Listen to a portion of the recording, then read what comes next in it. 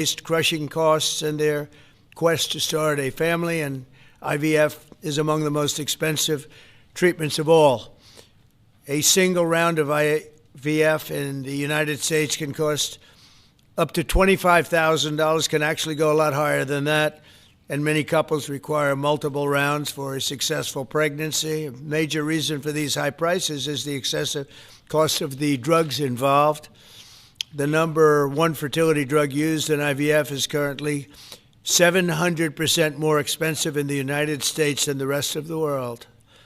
And you know, we're ending all of that. It's called favored nations, and we're ending it, and we're ending it pretty fast. Nobody thought we'd be able to do it, and we've done it. Drugs are going to come down. Drug prices are coming down 400%, 200%, 600%, numbers that nobody's ever seen before. Great for Medicare, Medicaid, even Social Security. Great for everything, I think, Dr. Oz.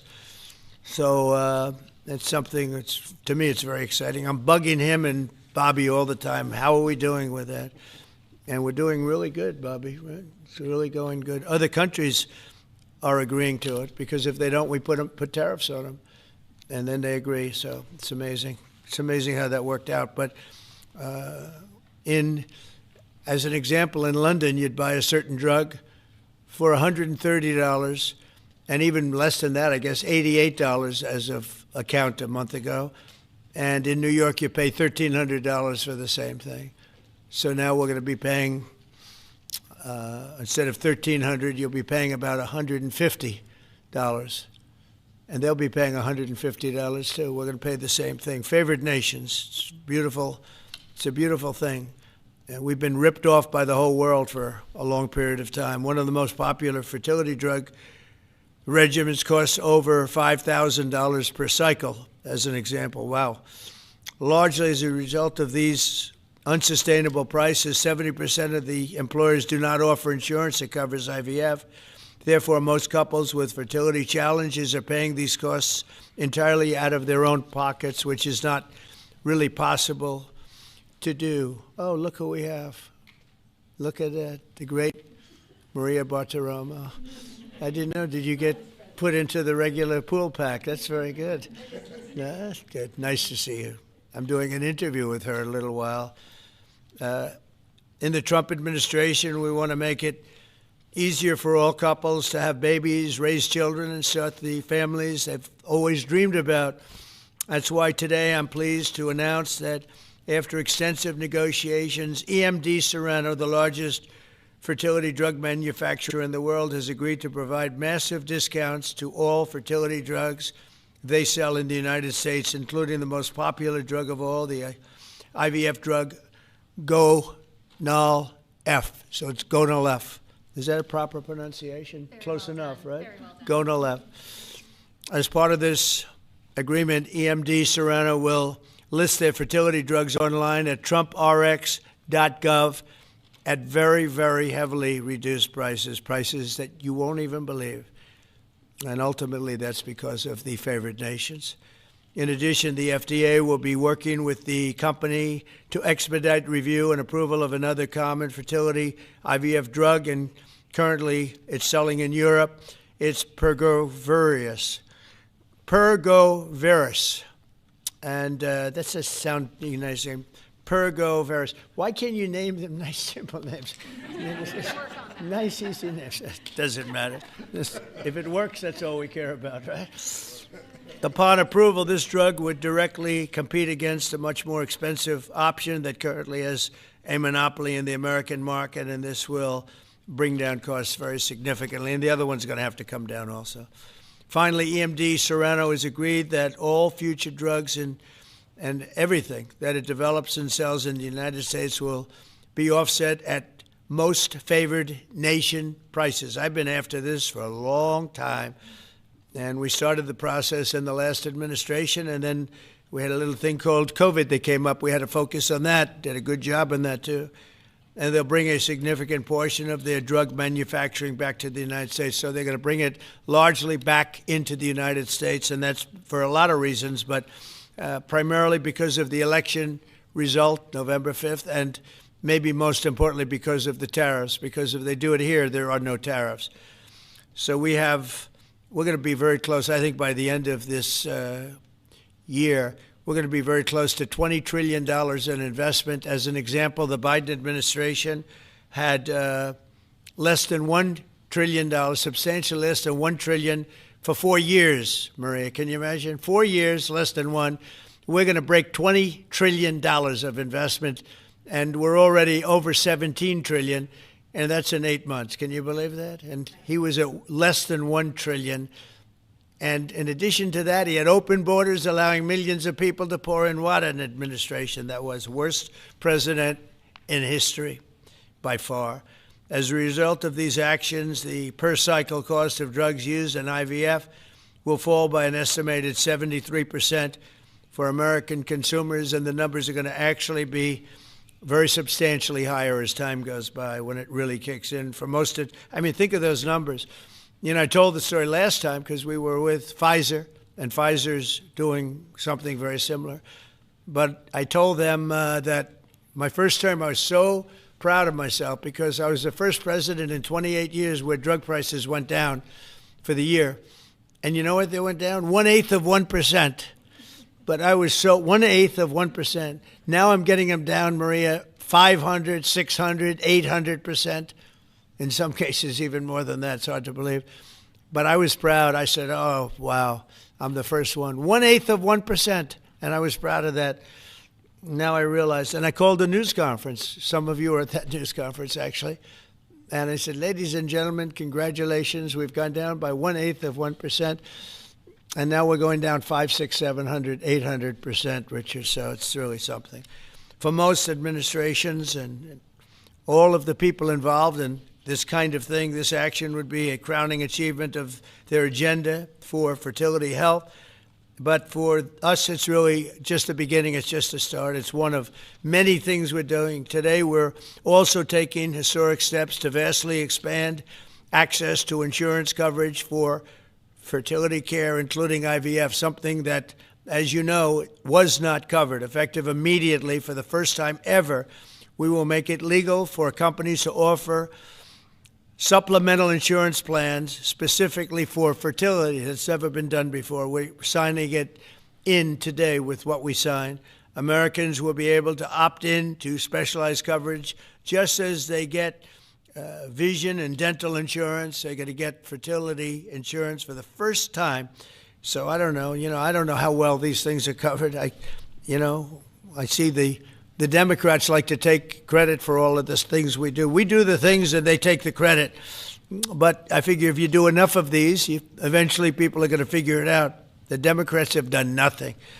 This will make all fertility care, including IVF, far more affordable and accessible. And by providing coverage at every step of the way, it will reduce the number of people who ultimately need to resort to IVF because couples will be able to identify and address problems early. The result will be healthier pregnancies, healthier babies, and many more beautiful American children. It's a big factor. It's a big deal. I'm asking all employers to make these new fertility benefit options available to their employees immediately. The initiatives I've just announced are the boldest and most significant actions ever taken by any president to bring the miracle of life into more American homes. And I will say Katie was great. As you know, she's a great senator from Alabama. She's the first one that told me about this. I had not known too much about it, and we worked very rapidly together, didn't we, though? Mr. President, you we had everything passed, and Alabama then took care of it and passed it. Within a week, everything was done. Really, it was something. So I want to thank Katie, Brett. There's no deeper happiness and joy of raising children, and now millions of Americans struggling with infertility will have a new chance to share the greatest experience of them all. So I'd like to thank all of the people that are here, and I think we'll start with Dr. Oz and Ms. Horn. We'll go through the list and we'll listen. And yesterday I did this, and I stood for about an hour and a half as people spoke. And I said, this time I'm sitting right there, and I'm going to watch you. I stood for an hour and a half like this. I said, you got to be kidding. Here we go. It was one after another, and it was wonderful listening to him. But I said, if I have to do this every day, Bobby, should I stand or sit? Thank you, Bobby. Please, Dr. Oz. Okay. Mr. President, I'm going to jump in here real quick. I want to start by thanking President Trump. Sir, from the very first phone call we ever had, your support was strong. It was steadfast. It was unwavering.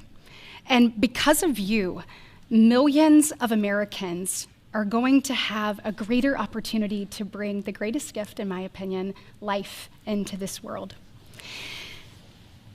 Your support, your administration's support, it's a game changer. All of us here today are aligned. This is a celebration of life. It's a celebration of parents. It's a celebration of families.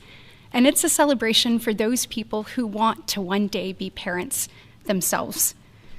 I think every parent can attest, and I certainly do myself, that the greatest gift that God has ever given me is the ability to be a mom. We want more people to have that opportunity. We want to make that easier and more affordable. IVF is what makes the difference for so many families that are facing infertility. So you've seen the numbers. It's either 1 in 8 couples, or some people say as much as 1 in 6, are actually experiencing issues with fertility. It's 9% of males and at least 11% of females that are facing these challenges as they work to build their family. The recommendations today that President Trump has set forth are going to expand IVF coverage to nearly 1 million more families, and they're going to drive down cost significantly. Mr. President, this is the most pro-IVF thing that any president in the history of the United States of America has done.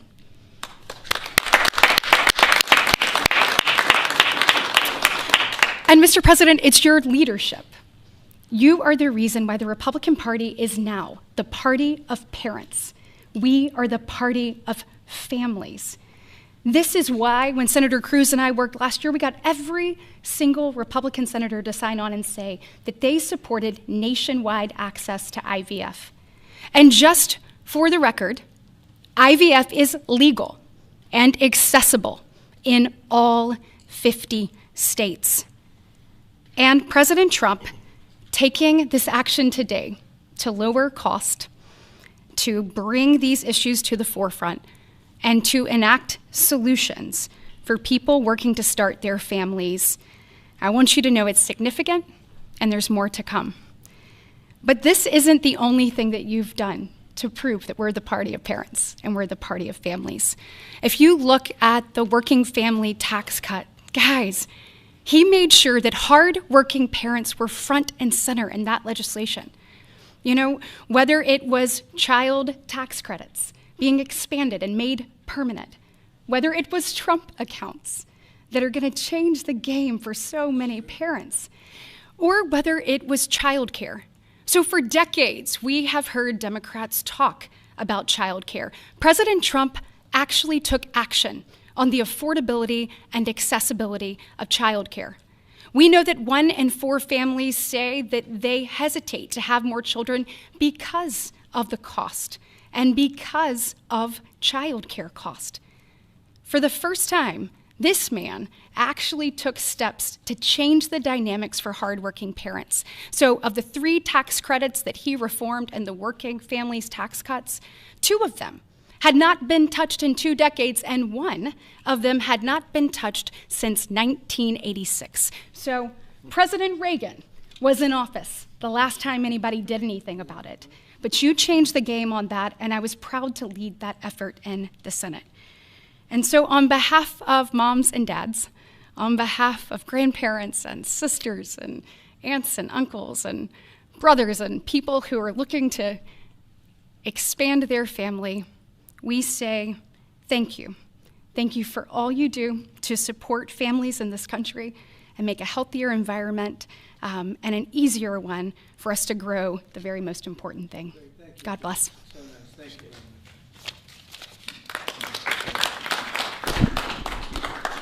So let's set the stage. To put it in perspective, 2 weeks ago, as President Trump alluded, a leading U.S. drug manufacturer came into this room and agreed to do something none of us thought was possible. A most favored nation agreement with numbers, again, inconceivable.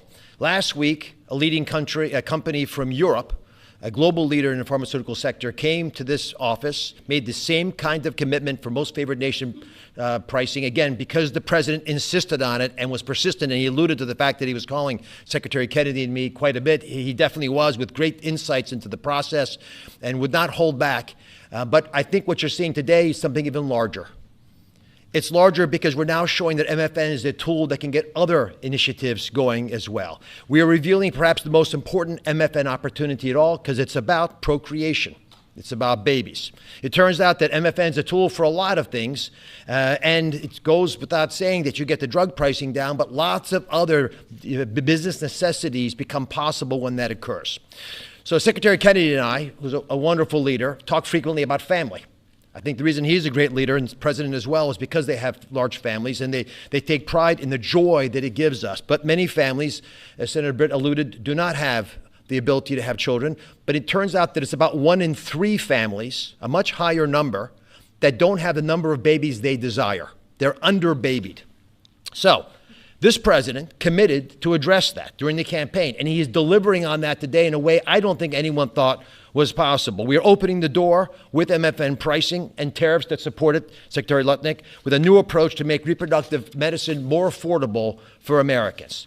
Now, I know what you're all thinking, and you're probably right. There are going to be a lot of Trump babies. I think that's probably a good thing. But it turns out the fundamental creative force in society is about making babies. It's about creating. And this country, the one that President Trump is leading so beautifully, has been a country of abundance, not scarcity. To have abundance, you have to address the fact that we had 3.6 million babies last year, which is beautiful, 3.6 million miracles. That's 500,000 less babies than we would ideally have had, even to replace our current population. Building on the success of the last 2 weeks, our team, led by the head of Medicare, Chris Klump, who's standing over there,